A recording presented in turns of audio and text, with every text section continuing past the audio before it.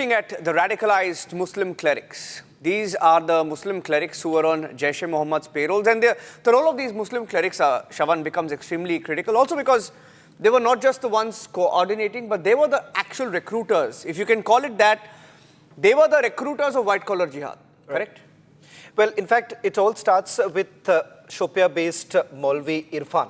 Maulvi Irfan, 5th standard educated, but having said that, was the one who started this radicalization program in a manner. Targeting especially the white-collar professionals, because that was the aim that was given by Jaish-e-Mohammed.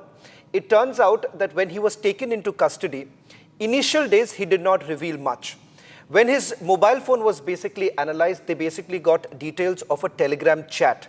In fact, in that Telegram chat, they were able to confirm that he was in touch with a handler in Pakistan, and that happens to be Jaish terrorist Khatib.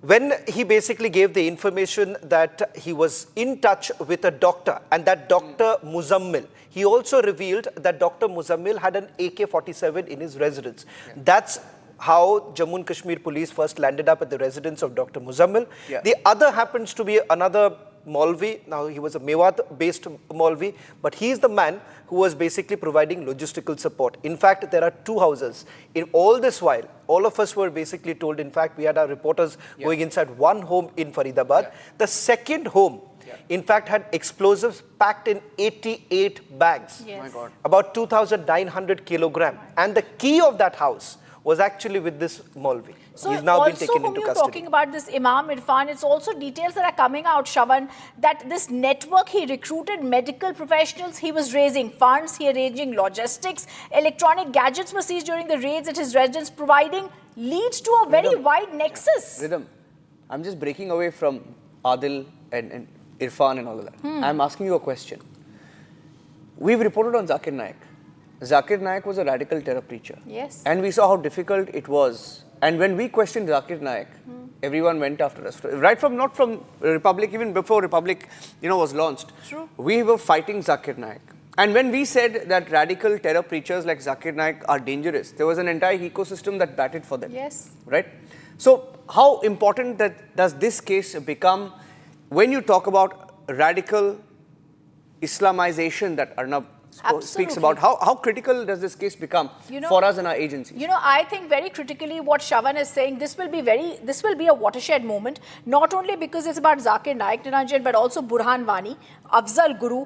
All those times when we spoke up, there was this lobby that is being funded by social NGOs. Even today, it's saying Al Falah University is also dubiously linked with certain Arabs giving it funds. So all these funds come from these NGOs, and now it's really time to call out, like we're saying, these Islamist radicals. So as we're looking into this picture, the Jammu and Kashmir network that we're talking about, that's launched this massive crackdown across the valley, targeting terror, also networks. We're also now going to tell you this operation, like Shavan was telling us, follows Maulvi Ahmed Wage Imam from Shopia, who's the mastermind, like you were telling us. He's radicalized doctors.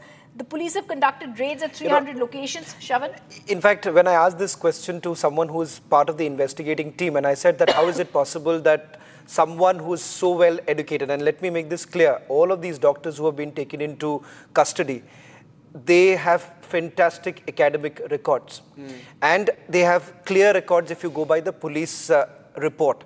But despite that, they were radicalized. Could that have been by one Shopia cleric? That's not the case. The answer that I was given was they were self-radicalized. What does self-radicalized mean? Now, it means that they have been able to go through the literature that they were having access to. It seems that they were already in touch with a few people across the border. So, obviously, the Shopia cleric was just perhaps he had egged them, but the real work was already done. Can we just look at some of the pointers? And as we look at it, please go ahead towards that. I do want to say that they live in India, they eat in India, they breed in India, but these termites need to just go off to Pakistan.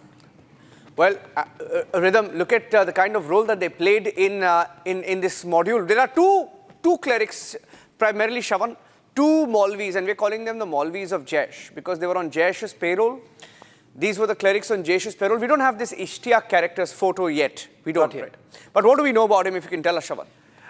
He's from Mewat, and in fact, he used to frequently travel to Jammu and Kashmir. He was directly in touch with, you have the 3 terror doctors. In fact, it turns out that he was the logistical man, in the sense that he was taking care of the 2 places in Faridabad, 2 houses, where they were coming and going quite frequently, and they were basically amassing the weapons. And let me just tell you, Niranjan, that they have been amassing the weapons for 2 years, so they certainly needed one location. Now, what I'm not very sure right now, for how long were they going to the 2 locations, that I'm not very sure. And this is the key man. We've been talking about him, the fifth pass Maulvi, who then went on to lure people like Muzammil, or radically inspire people like Muzammil. His name, Imam Irfan Ahmad Wage. We've been talking about him.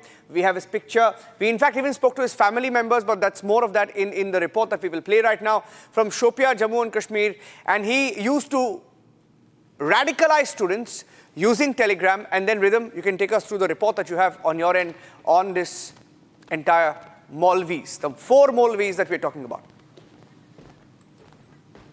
All right, absolutely. Like we're talking about, we're going to go across and show the Maulvis of Jaish that Niranjan and Shravan were talking about. We're going to show you this angle that we've been looking at very, very closely. The white-collar terror module, Muslim clerics, Ahmad Ishtiaq arrested. They are the masterminds of this Delhi terror attack. The police have nabbed them, they brainwash students, but the bigger picture as this multi-state white-collar terror module is being looked at, the biggest Muslim clerics of Jaish that we're going to show you.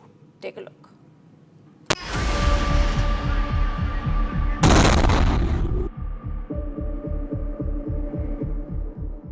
A multi-state operation busted the white-collar terror module. Further investigations have put 2 Muslim clerics in the public eye. In the investigation that started after spotting of Jaish posters at Srinagar in mid-October, 2 overground workers with history of stone pelting and close association with Jaish and Lashkar-e-Toiba were later arrested.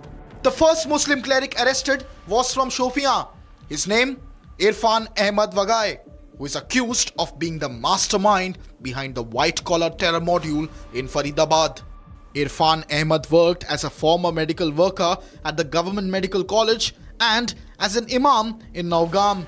He allegedly lured medical professionals towards radical ideologies and brainwashed his students by showing Jaish videos.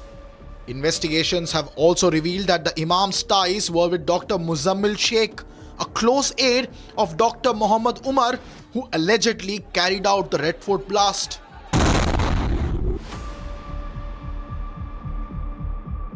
The second cleric detained from Mewat, Haryana is Hafiz Muhammad Ishtiaq, residing in a rented accommodation within the Al Fatah University campus. Ishtiaq has been taken to Srinagar for further questioning. Earlier, the investigators seized over 2,500 kilograms of ammonium nitrate, potassium chlorate and sulfur from his home. Police say that the duo were in constant communication and is suspected to arranging logistics and dispersing radical content and recruitment of a larger terror module. With the latest arrest, the agencies believe that they have nabbed the core group behind the deadly blast, but the investigation is far from over.